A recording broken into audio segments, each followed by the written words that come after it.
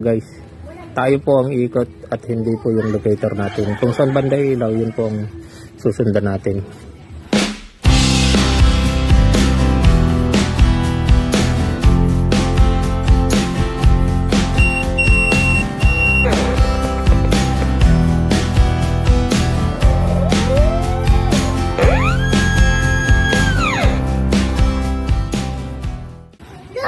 So, ito pong locator po natin.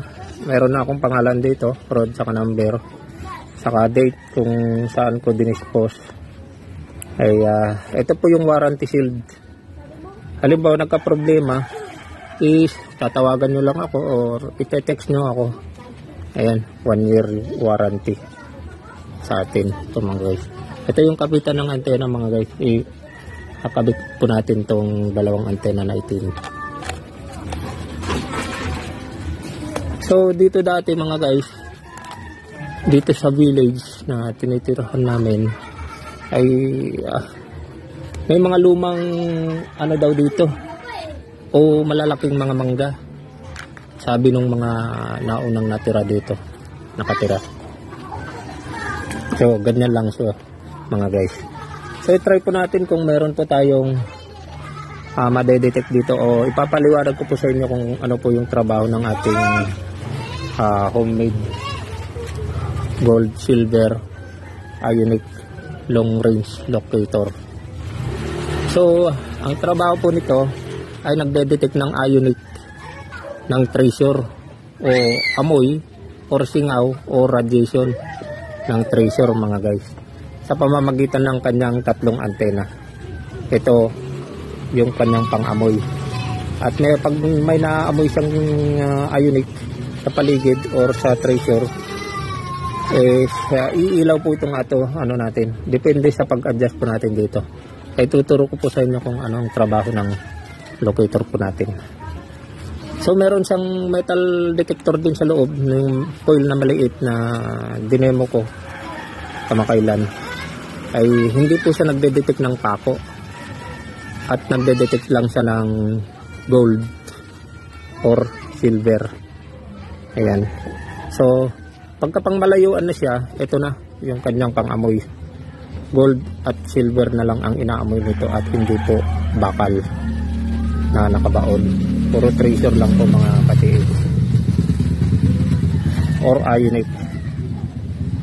So, yung katawan din natin, negative ionic po ito mga guys.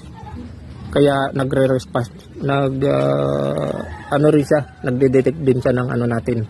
Lalo kung nakakabit yung singsing natin dito, ay mas malakas yung kanyang detection.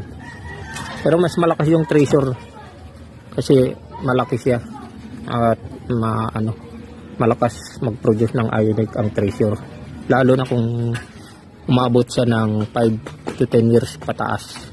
Yan mga guys. So dito natin matitesting ang ating homemade na locator.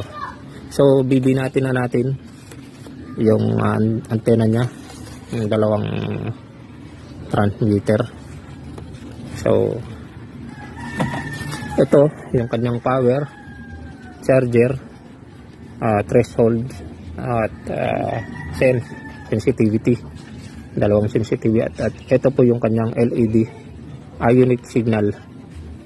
So testing na po natin mga guys. Power on. Ayan, umiilaw po yung kulay blue. So ibig sabihin okay yung LED ng power natin, or naka-on na siya. So ito muna ang unang gagalawin natin mga guys, yung threshold. Dahan-dahanin po natin siya hanggang sa tutunog.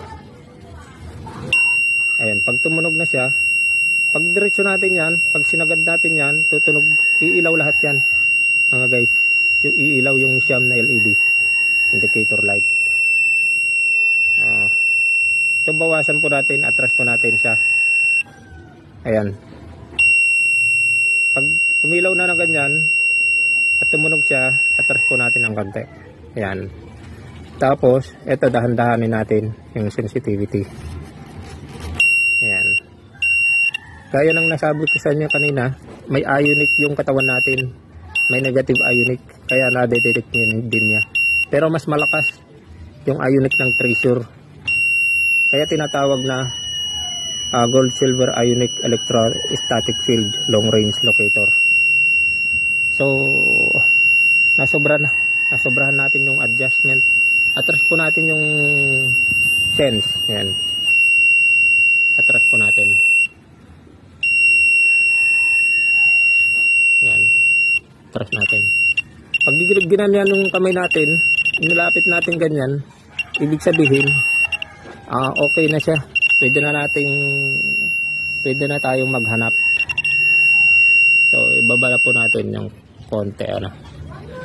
Ayan. So kulang pa yung adjustment.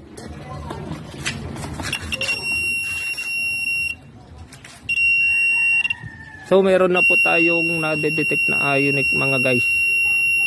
Ayan. Ayan. So malawak yung kanyang detection. So ito yung pinakagitna niya mga guys. Bawasan po natin ng konti para masentro natin. Ayan. Ayan. So doon banda mga guys. Doon. Pag ibinaba po natin, wala, ibig sabihin wala dito. Nandun po sa kabilang lote o mga bahay dyan. So doon po banda, sentro na po natin yung dinedetect ng locator natin. Ayan. So try po nating umikot mga guys kung meron pa dito sa paligid. Ayan. Try po nating umikot. Ayan. Wala po tayong nasagap. Ayan. Wala po. Ayan. Wala. Wala siya. Okay. Oh, so dun banda. Dun lang banda. So doon lang po mga ka-TH. Ayan. Ayan. Doon lang banda. So pag meron ng ganyan, sundan na po natin siya. Sigurado nandun banda yung tracer. Kung saan banda yung ilaw. Halimbawa papalapit po tayo, ay lumalakas yung kanyang detection. Pagka natutukan na po natin, pag siyam na yung ilaw, ibig sabihin ay natutukan na po natin yung tracer na hinahanap natin. So ganun lang paggamit mga guys. Napakasimple lang. Pero pagka simula pa lang, medyo nahirapan kayong gumamit kasi sa pag-adjust nito medyo mahirap lang. Sa una lang naman mga guys, mahirap.